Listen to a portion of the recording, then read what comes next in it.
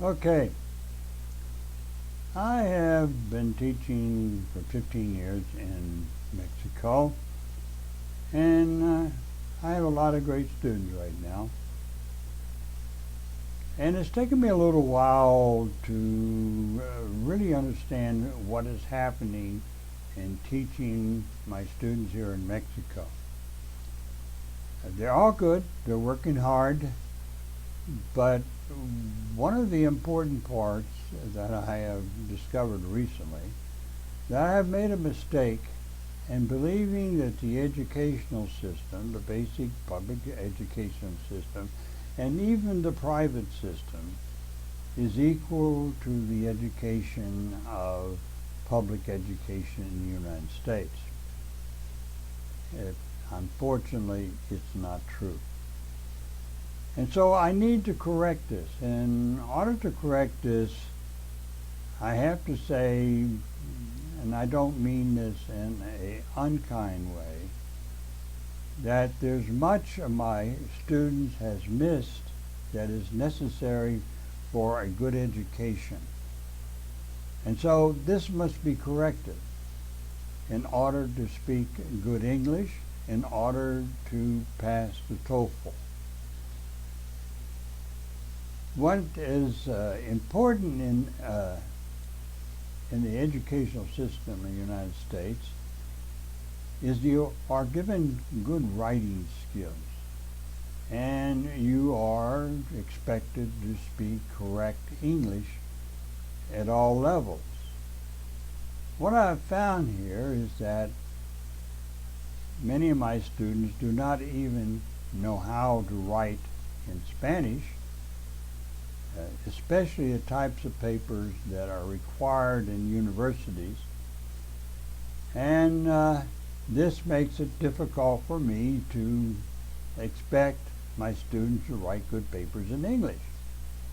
This is also true in speaking.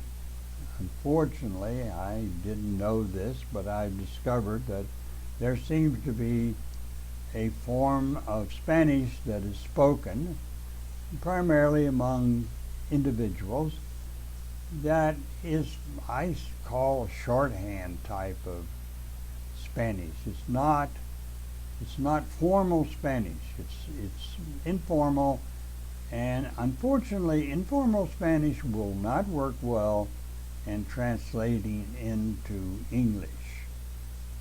It must be at the formal level. You need to speak good Spanish in order to be able to speak good English. And why is that?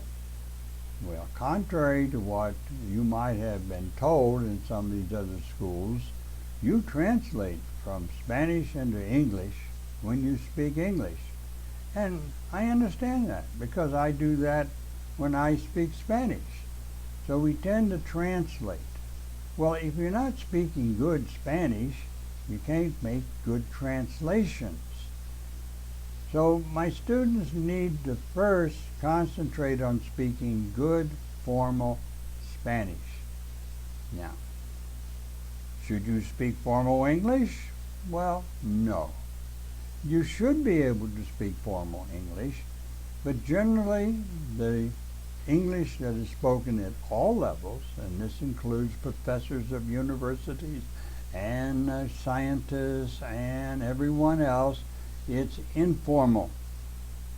And this is a type of English that generally is not taught in most schools. I teach it because this is my language. I understand what people speak and what is required by you. So you need to bring up your skills in Spanish. You need to learn how to write a good essay. You need to learn how to write research papers as required in universities in the United States. These are important parts, and we can't get to a good level of fluent English until you really take seriously the idea of speaking good, educated Spanish. Okay, this is my message. It is a problem, and it needs to be corrected. So, thank you, people. Work on that, It's not your fault. The educational system, unfortunately, in Mexico is not up to the level of most of the first world countries, especially America. So we need, if you're going to take the TOEFL test, you need to bring up those levels in Spanish, writing, speaking, and so forth. Okay? So let's work on that. Let's work toward a full education in English by educating ourselves in Spanish.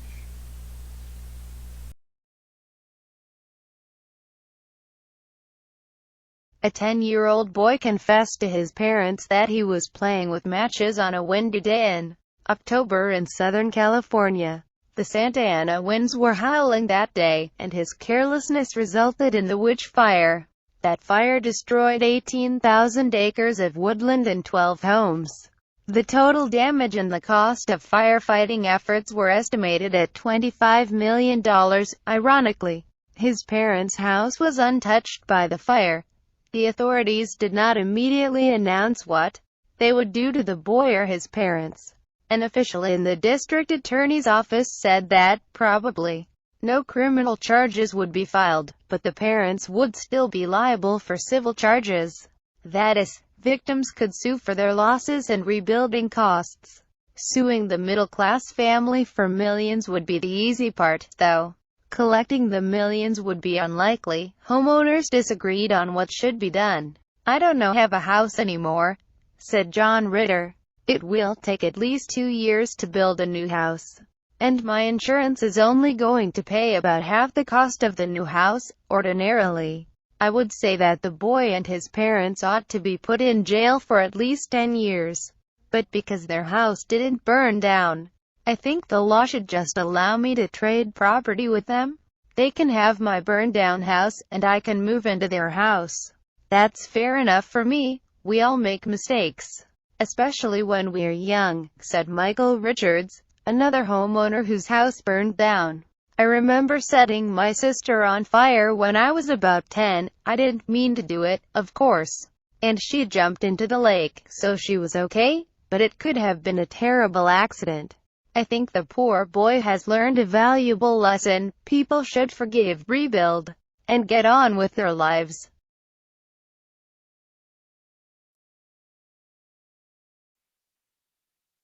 A 10-year-old boy confessed to his parents that he was playing with matches on a windy day in October in Southern California. The Santa Ana winds were howling that day, and his carelessness resulted in the witch fire. That fire destroyed 18,000 acres of woodland and 12 homes. The total damage and the cost of firefighting efforts were estimated at $25 million. Ironically, his parents' house was untouched by the fire.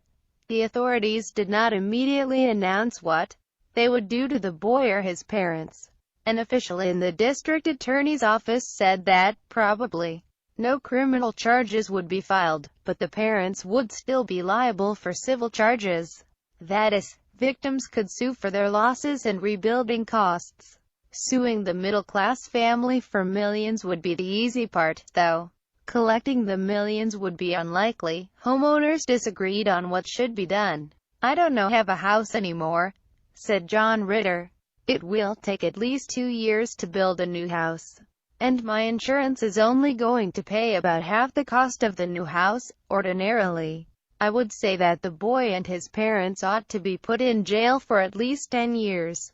But because their house didn't burn down, I think the law should just allow me to trade property with them. They can have my burned-down house, and I can move into their house. That's fair enough for me. We all make mistakes, especially when we're young," said Michael Richards, another homeowner whose house burned down. "I remember setting my sister on fire when I was about 10. I didn't mean to do it, of course. And she jumped into the lake, so she was okay, but it could have been a terrible accident. I think the poor boy has learned a valuable lesson. People should forgive, rebuild, and get on with their lives."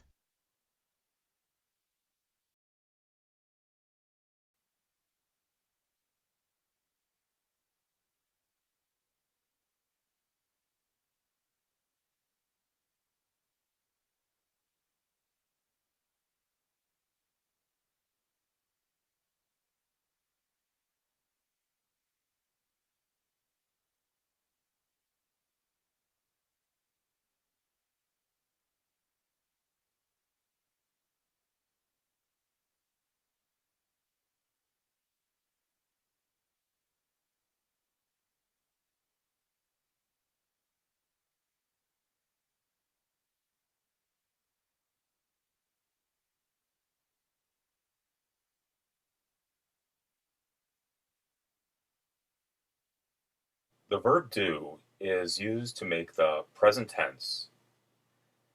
It's used as a helping verb.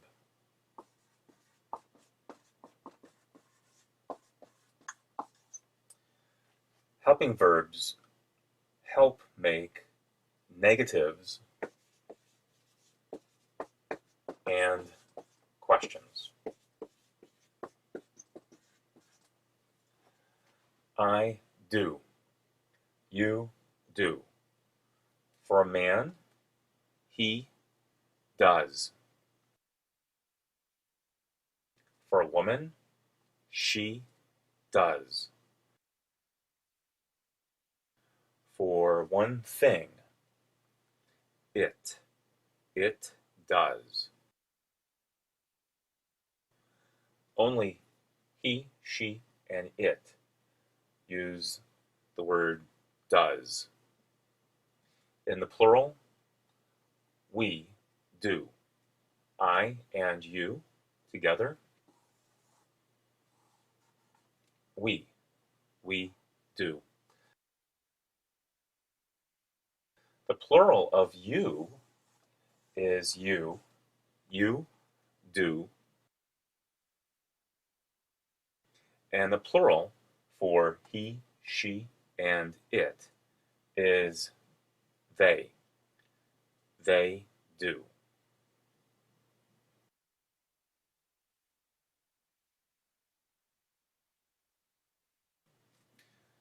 To make a negative, use do and not. I do not, or you can say I don't. You do not, or you can say you don't. He does not, or he doesn't. She does not, or she doesn't. It does not, or it doesn't. We do not, or we don't. You do not, or you don't. They do not, or they don't.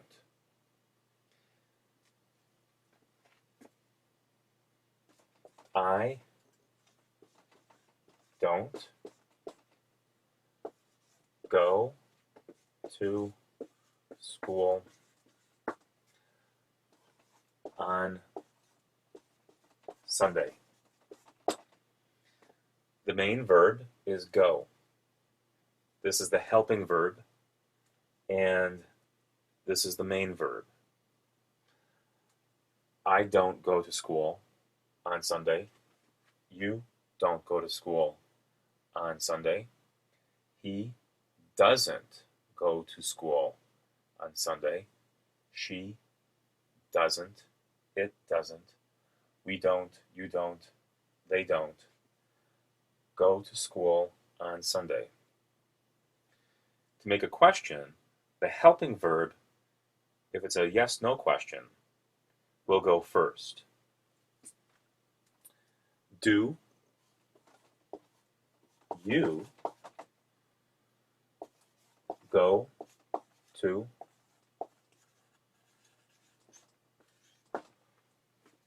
do you go to school? If the subject is he, I would say, does he go to school?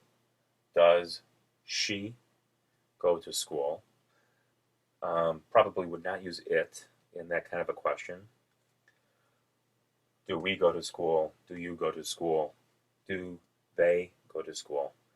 Again, do, in this case, is the helping verb, and it's making a question in those examples.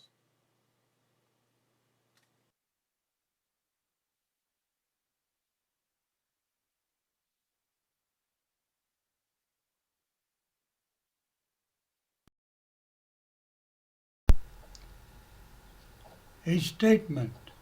I wear glasses. These are glasses. Negative. I don't see well without my glasses. Question. Do you wear glasses?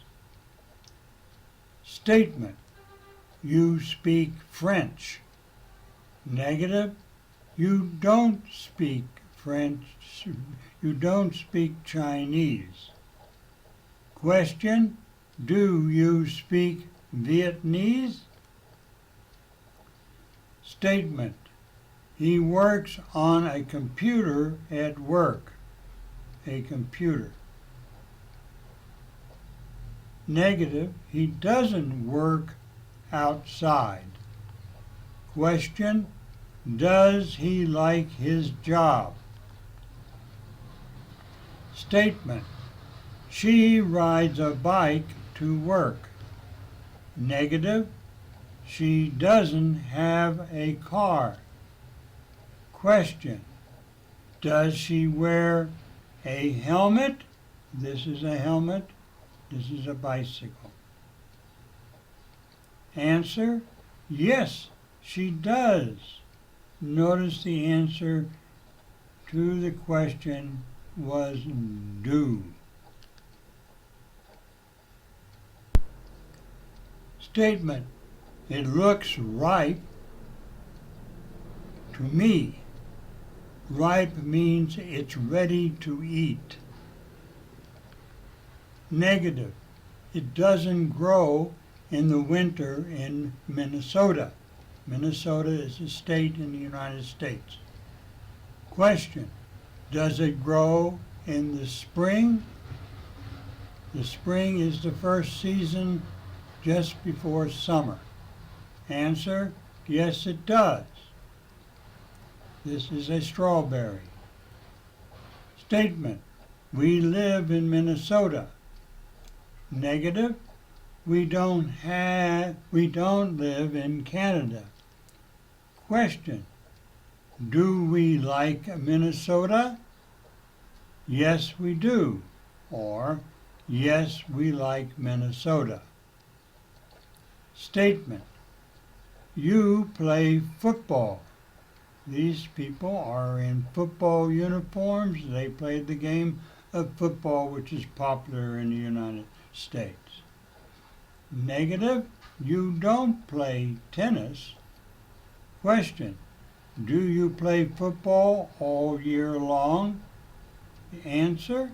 No, we don't play in the fall. No, we don't. We play in the fall. And notice it's you. It's a plural form of you. Statement. They walk their dogs every day. These are dogs. Negative. They don't take their cars for a walk. Question. Do they walk their dogs on a leash? A leash is this here tied to the dog to keep the dog from running away. The verb do is a very important verb. We use it to make the present tense negative, and for asking questions. Examples. I do many things on the weekend. Present tense, do is the main verb. He doesn't like to go to the store. Present tense negative, like is the main verb. Do you want to see a movie? That's present tense question. Want is the main verb. Do is often used as a main verb, but only for particular activities such as housework, cleaning, studying, research, and shopping. Example. I do the dishes every night. Do equals wash. She does her grocery shopping at club. Do equals go or finish. They do their homework as at the library. Do equals complete. The past tense form of do is did. Examples: I did the dishes last night. She did the grocery shopping at club. Do is also used for creating emphasis. Example: you don't like this very much. No, I don't like it. I do like it.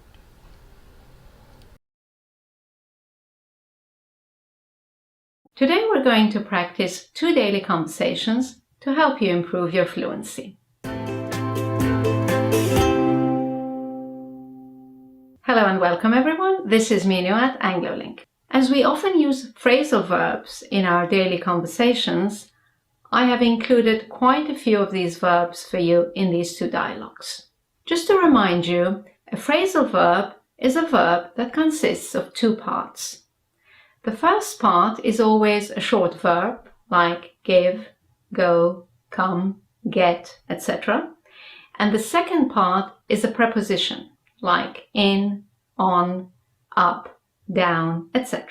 Now, each phrasal verb usually has a non-phrasal synonym.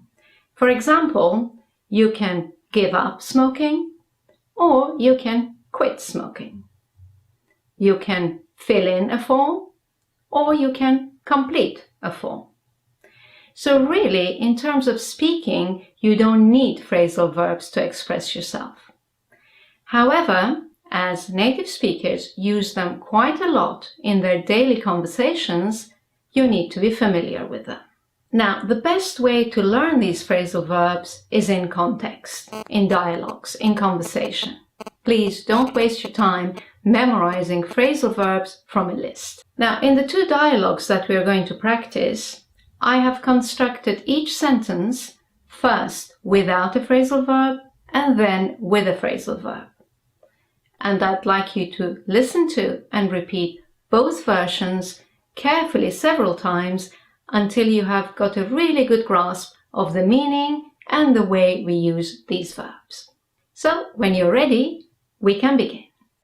Phrasal verbs in daily dialogues. Before we practice the dialogues, there are a few points I'd like to mention to you about phrasal verbs. First of all, some phrasal verbs have 2 different meanings. For example, take up means begin a new activity. For example, I took up horse riding last year. But it also means accept an offer or invitation. For example, she took up the job offer. Let's look at another phrasal verb with 2 meanings. Turn down. One meaning is reduce volume. Please turn down the radio. Another meaning is reject. She turned down our invitation. And one more example is turn up. One meaning is increase volume. Please turn up the radio. And the second meaning is appear. He turned up at the party without invitation. The second point about phrasal verbs is that most phrasal verbs that take an object can be separated by the object. For example, you should give up this job, or you should give this job up. Another example, let's pick up the boxes, or let's pick the boxes up. If you replace the object by a pronoun, you must put the pronoun between the 2 parts. Should I give up this job? Yes, you should give it up, not give up it. Shall we pick up the children? Yes, let's pick them up, not pick up them. The third point I'd like to mention about phrasal verbs is that there are a few phrasal verbs that cannot be separated by the object. One example is come across. For example, I came across the book by chance. You cannot say, I came the book across by chance. Even if you use a pronoun, you must not separate the two parts. I came across it by chance.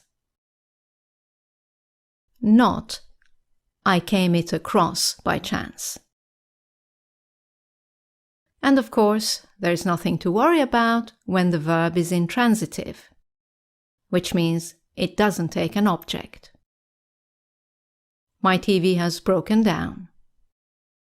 I stayed up all night. And the final point about phrasal verbs is that a few phrasal verbs take a second preposition. For example, I am behind with my emails. I must catch up on them. Or another example, we want to compensate for this mistake. How can we make up for it? And the third example, this noise is intolerable. I cannot put up with it. Right then, it's time to practice our dialogues. Listen and repeat these dialogues after me. Repeat both the sentence without the phrasal verb and the sentence with the phrasal verb. Dialogue 1. Could you increase the volume of the television, please?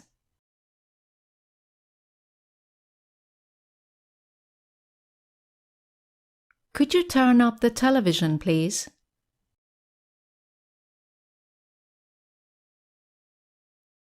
Okay. Is it loud enough? No, that's too loud. Please decrease its volume.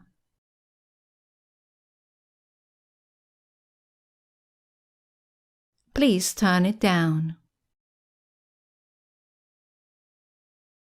Will you make a decision? Do you want it loud or quiet?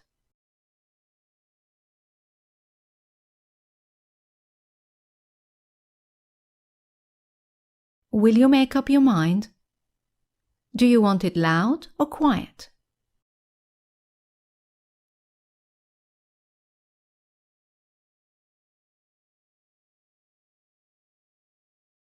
What's the matter with you?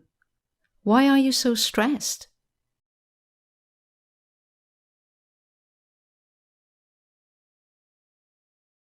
Why are you so wound up?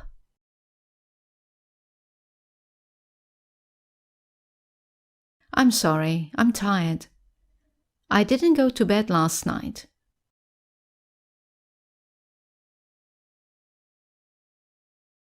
I stayed up last night.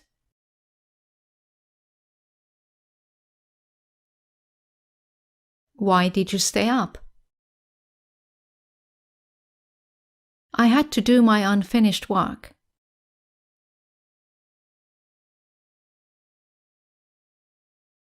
I had to catch up on my work.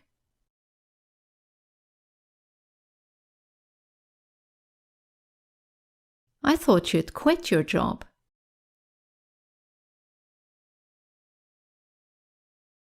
I thought you'd given up your job.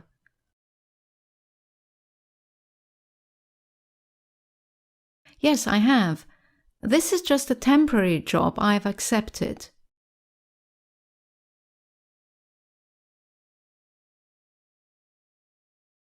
This is just a temporary job I've taken up.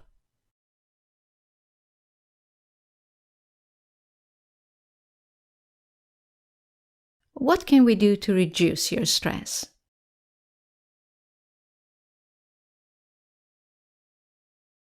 What can we do to calm you down?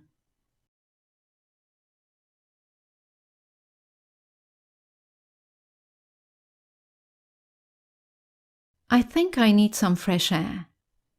Do you feel like a short walk?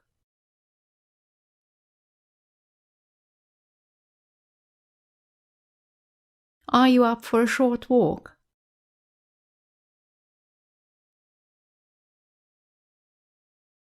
Sure, and we can buy something for dinner on the way back.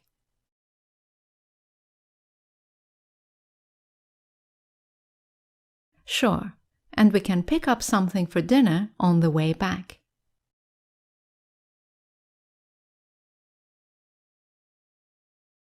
Dialogue 2. I don't know why Joe hasn't arrived yet.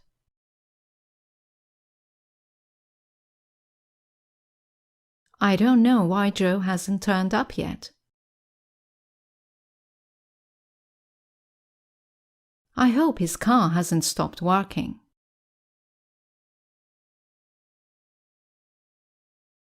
I hope his car hasn't broken down.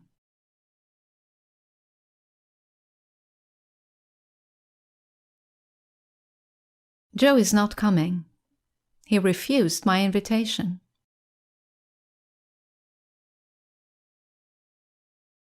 He turned down my invitation. Really? That's not like Joe.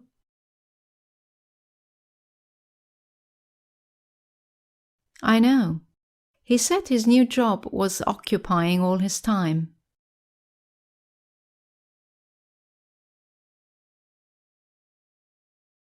He said his new job was taking up all his time.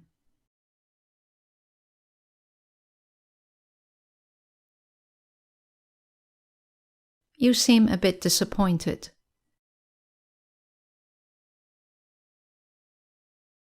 You seem a bit let down. Yes, I am. I think he was fabricating an excuse.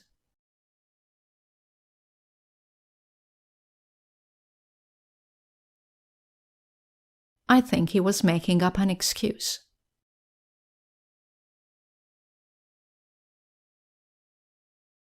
I doubt that. I'm sure he will compensate for it somehow. I'm sure he will make up for it somehow.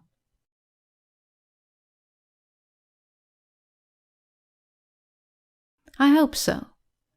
Would you like a cigarette? No, thanks. I'm reducing the number of cigarettes I smoke.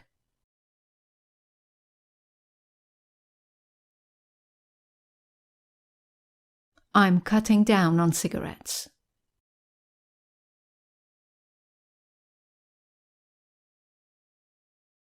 I'm not in the mood anymore. Let's end this party.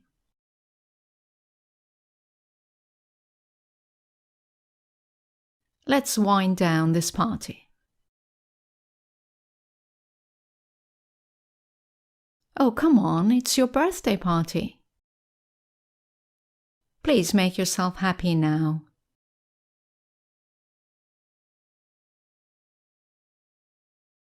Please cheer up now. Right, that's the end of the dialogues. Let's now finish with a gap-filling exercise so you can see how many of these verbs you can remember. Number 1. Is she still angry? No, she has now. She has calmed down now. Number 2. Smoking 2 years ago. I haven't touched a cigarette since then.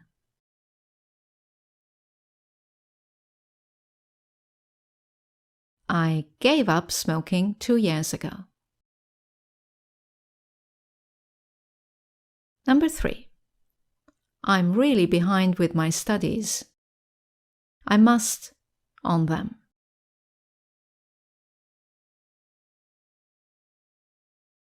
I must catch up on them. Number 4. He drinks too much. He should really on alcohol. He should really cut down on alcohol. Number 5.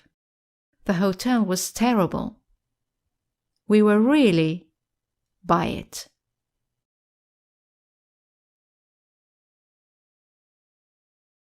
We were really let down by it.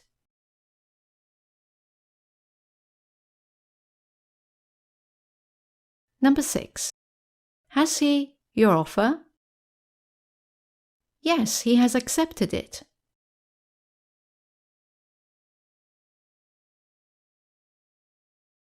Has he taken up your offer? Number 7. Could you the music? It's too loud. Could you turn down the music? Number 8. Don't be upset. Try and cheer up. Number 9. That was a very bad mistake. I don't know how to for it.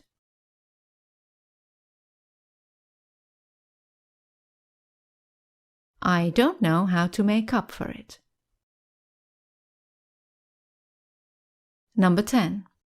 More than 500 people to watch the show last night.